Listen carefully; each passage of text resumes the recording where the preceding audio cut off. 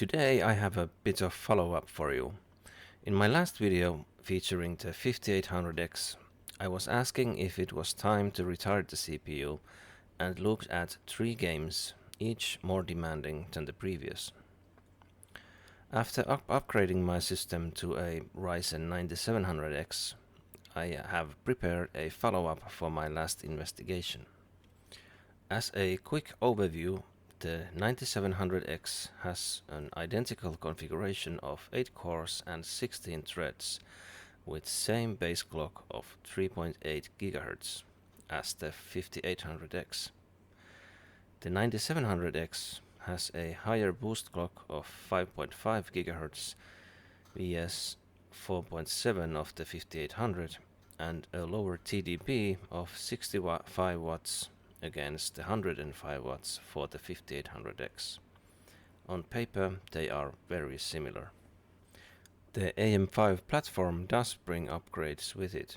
The RAM is now DDR5 and the PCIe bus is now version 5. Guys, we've got company. Anyone expecting a silver freak? In Robocop, we see that the CPU usage is now lower and the GPU usage is higher. Particularly, the cutscenes are the most demanding, with a hefty 50 FPS difference on average as well as 1% low FPS.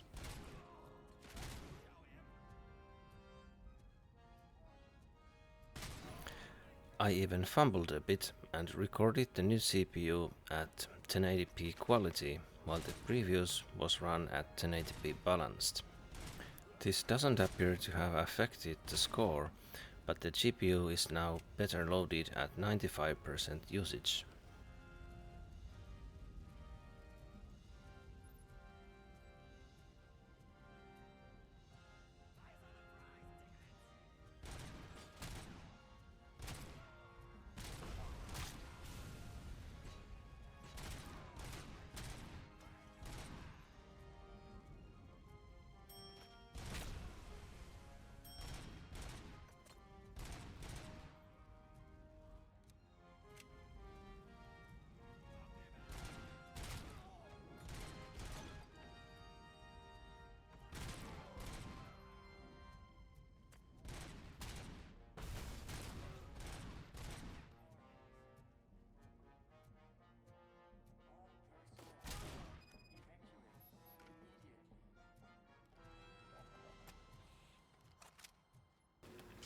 In Space Marine 2, we see again lower CPU usage and higher GPU usage, with 40 to 50 FPS gain in average and 1% lows.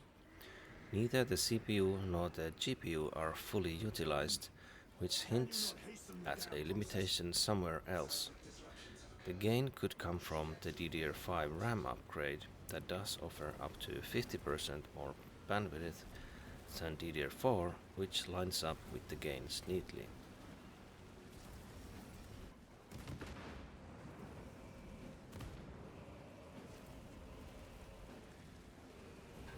Curiously, the upgraded system uses less VRAM, and I don't see any immediate cause for this.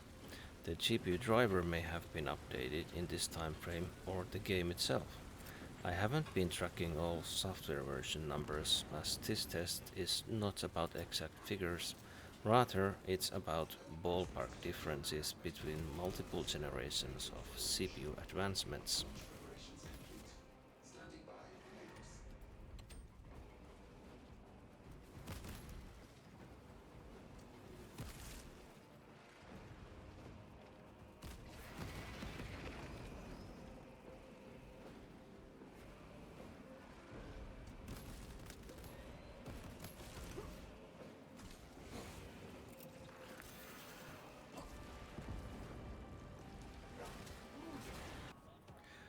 Star Wars Outlaws happily consumes any additional CPU resources and turns them into a 20 FPS lead over the 5800X.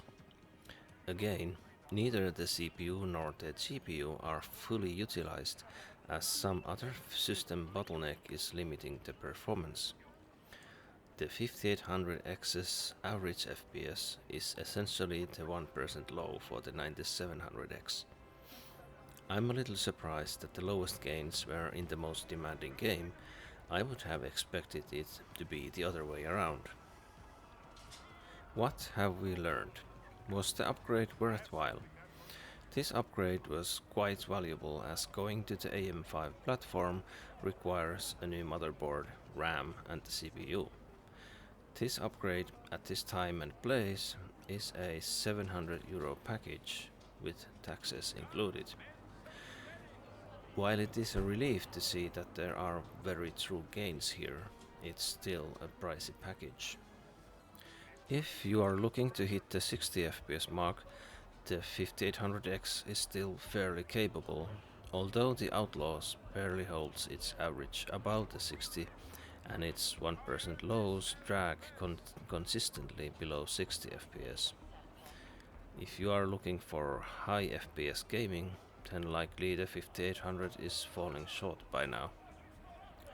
If you can, you should wait for those cheaper AM5 boards announced at the recent CES, or keep the 5800X, as it surely still has a year or more to go, depending on your needs.